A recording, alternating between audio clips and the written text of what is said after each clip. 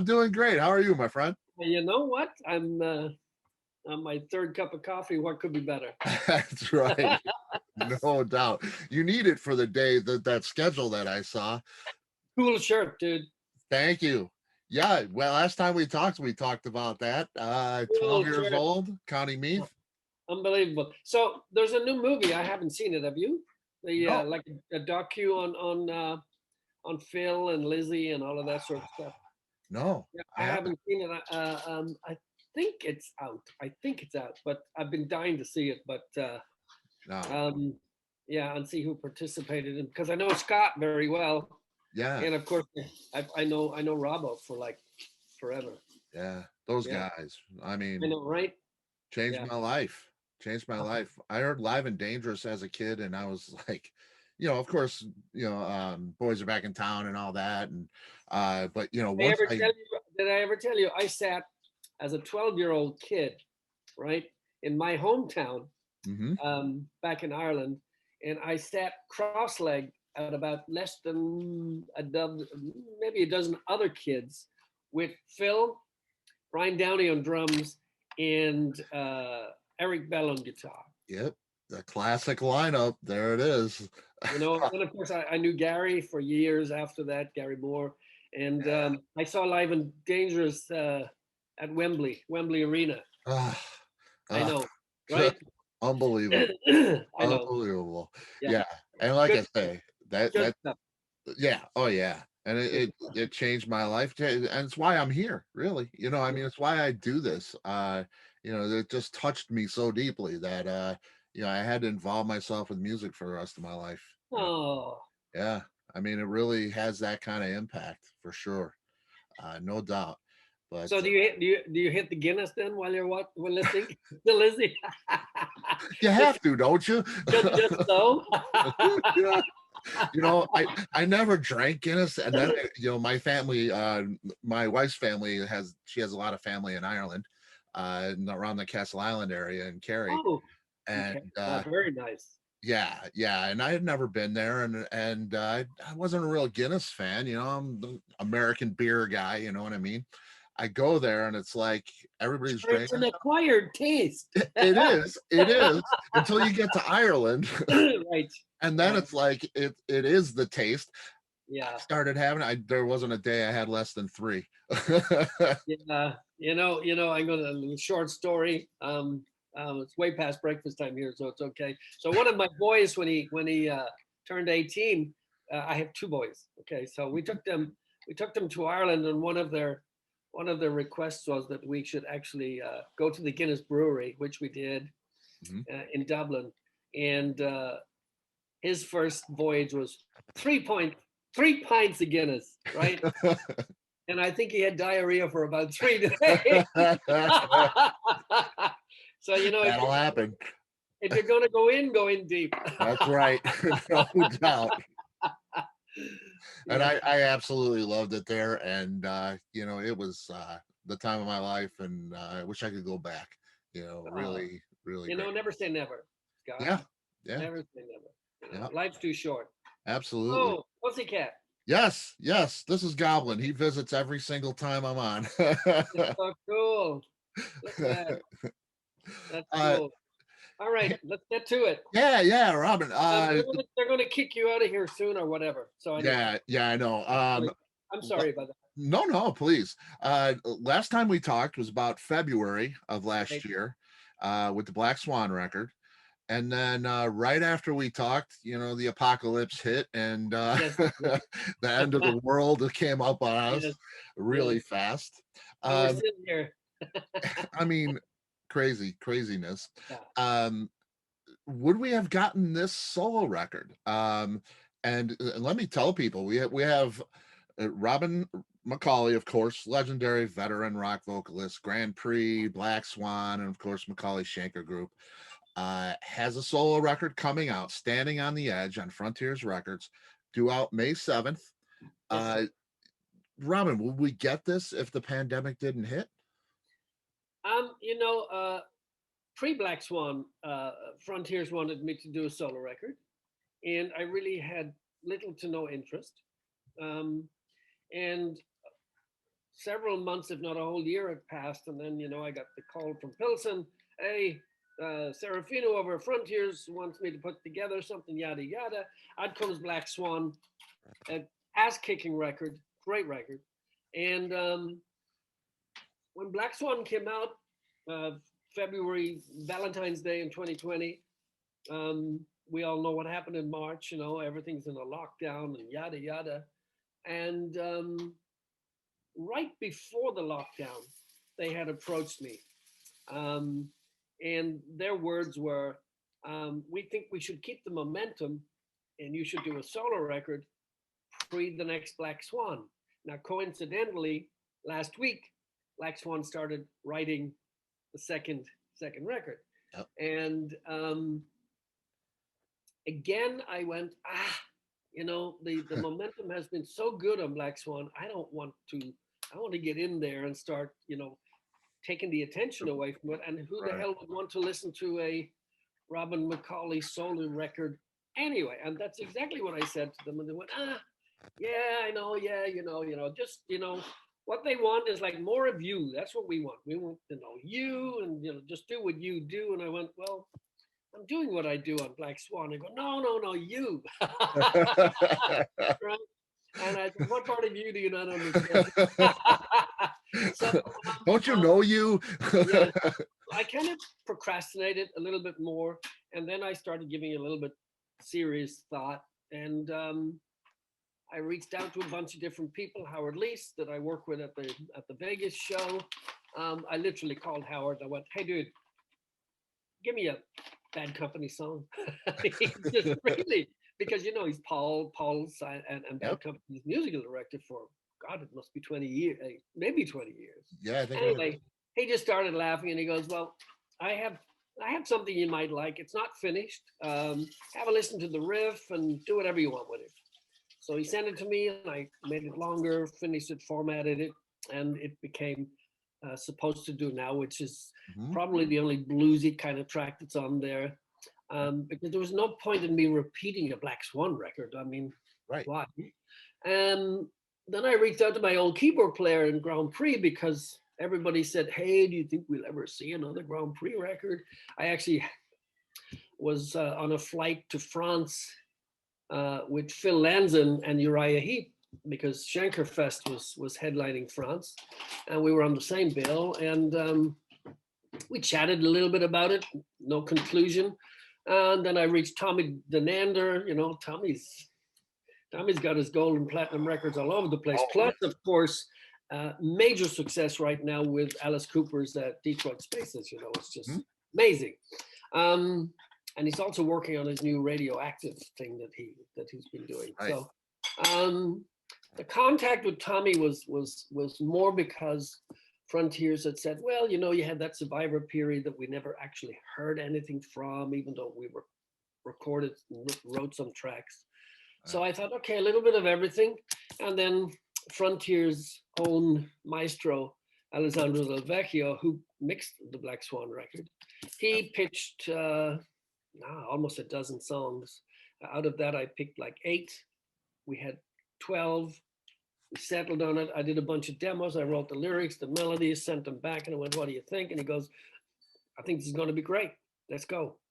Awesome. And so suddenly we have Standing on the Edge in the middle of a pandemic, and what else has the man got to do, right? and I'll tell you, you've done your strongest work in these last few years, I think. Thank you. Honestly, the Black Swan record, when we talked about how raw it was and everything, right. And it's not overproduced. You're gonna love the next one.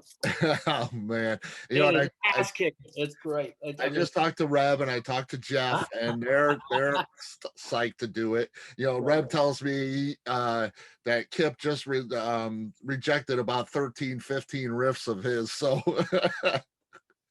and I keep telling Reb, and I went, hey, I don't want any of your dregs here, dude. Just because Winger doesn't want it, he goes, no, dude, these are really good melodies, and you could sing anything over anything. And I went, what's that supposed to mean? I love it, man. I You know, love it. he's such an awesome guitar player, and he's seeped in melody. So this stuff is this new stuff is. It makes me nervous because I'm going, oh, you know, dude, you're asking a lot here because I could really fuck Yeah. this up. Yeah, I can't wait for it because, and I was gonna say this record's so different than a Black Swan record. Well, This is, what was that? it has to be, you Yeah, know. yeah. It has to be. I mean, this is that Survivor thing. This is a, you know, a Journey type Survivor record. You know, it is clean and it's beautiful. You know, I listened to Late December and Want to Take a Ride. Those are, you know, I can't stop listening to those. I mean, Well, they're yeah, you know, beautiful stuff. yeah, thank you. It has to be different. Otherwise, it's like, yeah. So there's a little bit of there's a little bit of me everywhere on there. Yeah, yeah, and it is. It's a really diverse record too. Yeah. You have that really melodic type Survivor Journey stuff, and then it does get heavier. You know, and but it's not a Black Swan type of heavy. You know, but it's just a gorgeous record. And Thank you. you know, I reached out to Howard. You know, we have a lot of mutual friends. We talked about our relationships with Keith last time. I Oh, don't know if you remember that. You know, yes, your yes, of your course. Starbucks adventures Oh, and yes, of car course. adventures with You Keith. know, he lives up the street from me, and Yeah, yeah, I never see him. yeah. Not even at Starbucks. Well, you two are the very busiest guys I probably know. You know, you always active, always doing things, and you keep him busy, and that's always good to see. No, it's good. But yeah, Howard says Robin is great, and it was fun writing something with him for this. So you know, it was really cool to hear him because you know we see him in Bad Company and Of Raiding the course. Rock Vault you guys did Yeah. together. You know, and his last solo record was a decade ago, I Yeah. think now. So it was really good to hear him on a track like that, and you know, especially with your voiceover, it was great. It was really cool. I know people say to me, "Hey, dude, you know, your last solo record was in '99. Right. Why?" I'm going, you know, I don't like to rush into things. Obviously.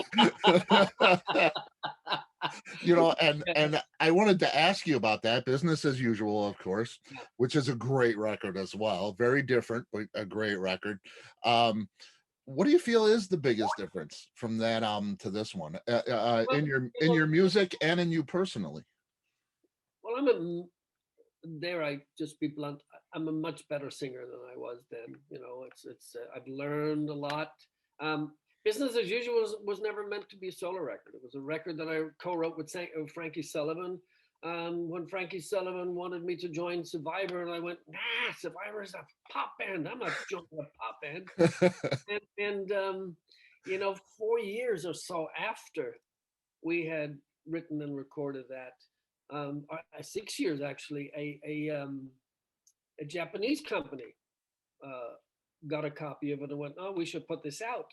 And so it was decided that, yeah, you know, the market was different, so let's stick it out as a solo record, and that's what it was. It was no more than that, and it was only released in Japan. So Yep. all of those years later, um, I don't know. I really didn't know what to do when it came to Standing on the Edge. And the obvious thing for me to do was to reach out to all the people I knew and to try and gather up kind of a mixture of the styles that I sing in, because I went, okay, it's an opportunity to show what I do with my voice all of these years later. Mhm. And it was really no more than that, and it's very cohesive. I love the production on it. I love where it went at the end of the day, considering, you know, I was throwing it back against the wall, and now I'm really happy with it. It's got a good balance. It's got a little bit of everything on there. It is a solo record, and I hope people hear it as that and enjoy the songs as songs, not just going, oh, why didn't he do this? Or why? Well, you know, Right. you know, you can please some of the people some of the time. Well, and you've done so much, you've done so many different things that, I mean, I hear that a lot, that there's people that want another Macaulay Schenker record, there's people that Right. want another Grand Prix record, there's people that want more Yeah. Black Swan. Yeah. Uh, take it And for what it definitely is. get Black Swan.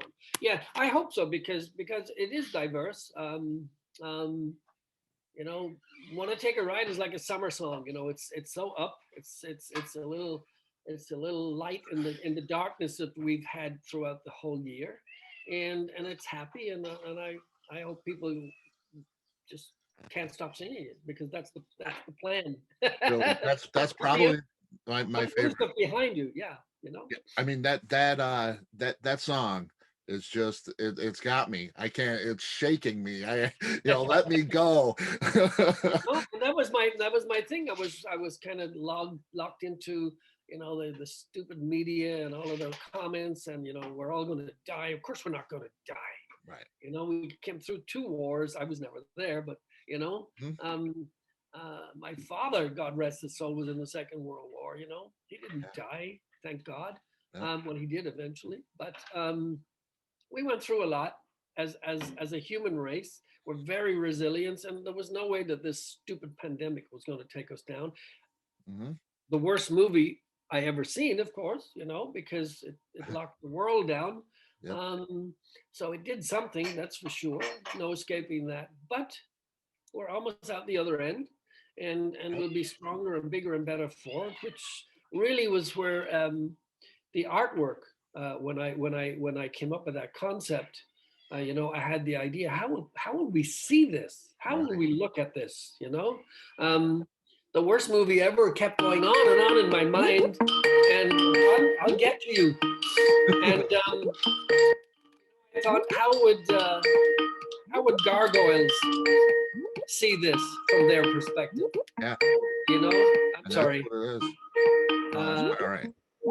how would they see it? So that's kind of where I had sitting up there looking down, not on any particular city. The city is purely just there on the artwork to demonstrate that this is us. This Right. is this is this is what we became very nasty to Yeah. each other. Oh yeah. Oh, and it's No, just and it's like instead of all of the supportiveness in a time when we really needed each other, the rats were coming out of the holes and just going, ha. We kept reading about if there was, um, a nuclear holocaust. The only ones that would survive would be maybe the cockroaches. right. Right. Man, did they come out of the drain holes? Yeah. Yeah. Right. Yep. So Scary. I hope that Standing on the Edge was purely a statement of, we have a great opportunity to make a really good move forward. Mhm. Let's hope the move forward is as big a step as what this damn COVID did to the entire world at this point. Yeah. Let's hope it's positive, something we can take from it. So if that's the best it can do, happy days. Yeah, and it has for me, I'll tell you. I listen to, like I say, late December especially, and Thank you. Wrote that for my wife. it's gorgeous. It really is, and it's so Thank you. catchy and it's so fun to Thank listen you. to. It's so Thank bright. Thank It's bright. It is a light in the darkness, and that is really something special. Um, are you going to tour? I mean, you probably tour with Black Swan, or Well, now that we're coming out of the tunnel, I think we'll be scampering to take the next train possible out of Dodge. And you are looking to do that? I mean, you would I like to do that, there's nothing planned, so that's the first thing I should say. But right? that ultimately is what I mean. Yeah, I think for Black Swan, or even this, I think what would make more sense would be, hopefully the festivals will open up, and I think that would be the best platform, Yeah, because plenty of people all in the same time at the same place, if and when that is allowed. You right. know, I mean, New Zealand the other day had 50,000 people at an outdoor concert because they're going, we're fine. You know, uh, I hope. somebody, yeah, I spoke to somebody in an island just off, like up in Greenland the other day, uh, and he was telling me that there's a population of like 50,000 people, and not one case of COVID because they're so isolated. People come in for business, and they are tested before they get on the flight. They are tested when they hit the ground, isolated for 6 days, Wow. and there has not been one outbreak since the beginning. And they don't even qualify, if such a word exists there. They don't even qualify or will not even get their vaccines till August. So Oh my. the rest of the world is going, I'm dying here, no pun intended. I mean that respectfully.